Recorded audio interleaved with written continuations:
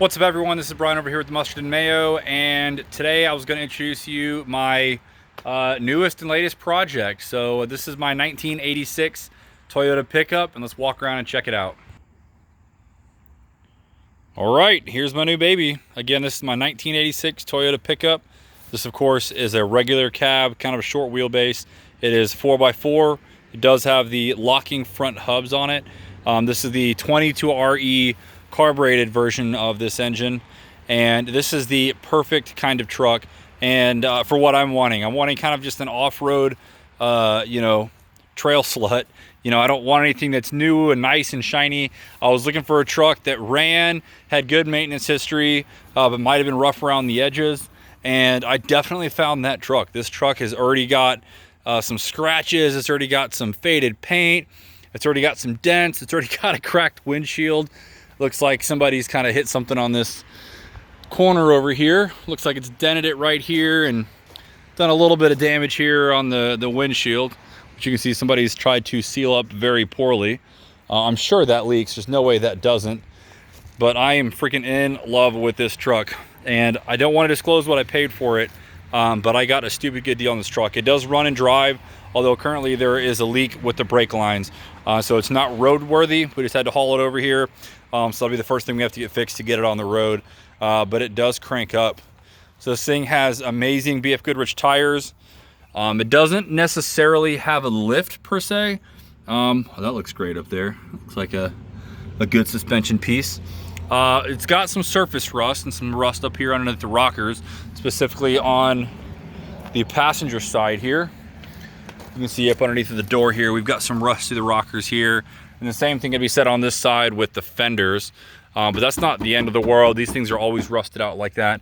But the good news is, if you look at the frame under here, we are in good shape under here. There's some surface rust and some things, but we have nothing underneath the back of this truck that has any kind of long-term or serious damage from anything. So that is what really matters with these old pickups, is kind of where the rust is. And there's places where rust can be and where you don't want it to be at all. And the frame is still super solid on this. The previous owner was really open with me about the maintenance that's been done on this thing. He's had all the brakes redone, minus that leak back here in the line. And it's somewhere up underneath of here where the frame comes over the axle. Somewhere back in here on the other side is, you can see the proportioning valve is just back there. Right here, you can see the top of it at least. But the line that comes off of that, somewhere around here, is leaking. So we just have to figure out, we think it's the hard line. So I just got to see if I can order that from Toyota and it's easy to replace, or we might have to get a line made. So I'll kind of figure that out as we go along. But this camper cover was included with it. And I love that this camper cover has the side openings, because it's hard to find these anymore. And it opens on all three sides. So this is like a really sweet camper cover. And I was really wanting to have a camper cover for this truck. And I was very happy to find out this one actually had one with it. We had to put it on it, but it actually did come with the truck. So that was an extra added bargain. That was the first thing I was going to do with this thing, is get a camper cover for it, actually. When I was looking for trucks, I ideally wanted to have a first-gen 4Runner, which looks exactly like this, except for with the jump seats in the back. So effectively, I've got something very similar to that. And I even like the two-tone. I like having the white on the back. It kind of adds to the overall kind of look of this truck. It actually reminds me a lot of the Killing a Toyota, the Hilux that they did on Top Gear. I think it's even like the same color, and it looks like it's been through the same challenges. You can see someone added the steel 2x4 beam on here, and it's bolted to the frame. So this is, a solid bumper that's underneath. I think this is just on here for looks now. We've got, a LED light bar installed, just a small, looks like a 9-inch or 1 foot. As we look in the inside, we've got some typical old Toyota truck stuff.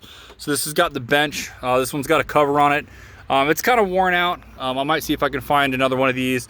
There's different seats out there you can put in these pickups, so I might just go swing by and pick up something from a junkyard, unless maybe I've got something in the shed that'll work, like MR2 seats or something like that. You can see we've got our rear window there, which opens up into the camper cover. And then as we go inside, you got to kind of jerk on the door a little bit. It's easier to do with my left hand, but so this truck has 215,000 miles on it. Again, it's a 22RE. Fires up and runs good. You can see we've got a 4-wheel drive. This is a stick shift. It seems to shift smooth. You've got your typical old school sloppy shifter, which is kind of how things are here. And then from there, you just got the typical wear that you get on these trucks. You've got the, you know, the worn out dash panels and cracks and stuff like that.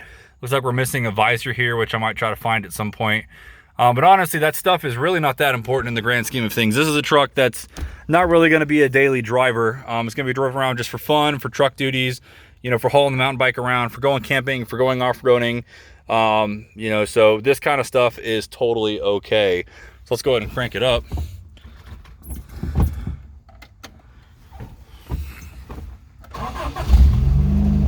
First time, that's a really good crank.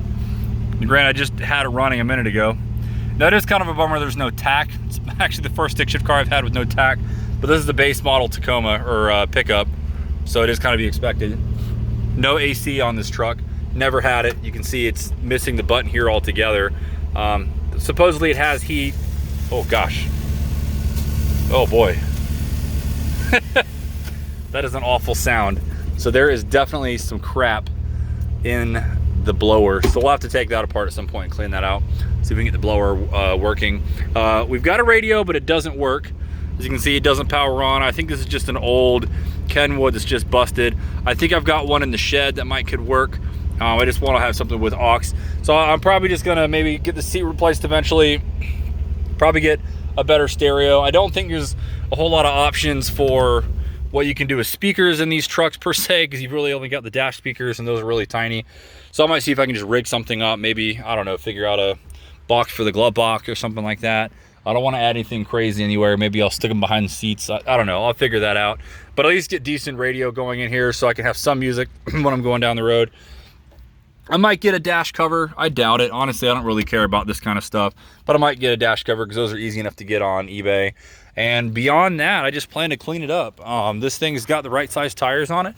It's got the spring helpers back here. I guess this is a modification that you do from like a Jeep. So you can put these springs back here to kind of help out with the leaf springs back here, so it kind of stiffens up the rear end so you can carry a little bit more payload. The previous owner even let me keep the drop hitch on it, so that was actually really nice of him. I'm not 100% sure how great this hitch is right now, considering it's got, you know, a decent amount of rust on it. It's been on here for a long time, so we'll have to kind of just inspect that and see if it's still solid. But I mean, apparently it's pulled some small trailers, so it should continue to do it. But I am really happy with this truck. I'm more than excited to just get the brakes fixed and get this thing out on a trail and just kind of get it, you know, in some water and just kind of see how it does and just get it out there where I think this thing is gonna feel at home. And honestly, it's a perfect addition to my kind of growing Toyota addiction. As you can see here, we've got my other 22R car, which is my Celica, my 82, which, you know, has kind of been in a state of dormancy for now. It goes well with my 92 Previa, which we just took the road trip with. And then of course the demon child that I have a love-hate relationship with, which is my supercharged 87 MR2, which currently still sits. And this is the next car to get running once I get some more time or some funding. Now all of this is possible because I actually sold a motorcycle that I had, and actually was able to, with the money that I sold it for, I bought another motorcycle which is in the shed right now, which I'll show at a different video. And then the leftover money went to the truck and getting it towed here, and then I'll probably spend the rest on getting the bike fixed. So I was able to kind of keep things within budget and kind of keep everything in the family, and you know, we're not pulling from bills or anything, so kind of keeping my car stuff separate. But yeah, that's the truck. I'm gonna have some more content of this thing as we kind of get going with it, so expect to see more videos.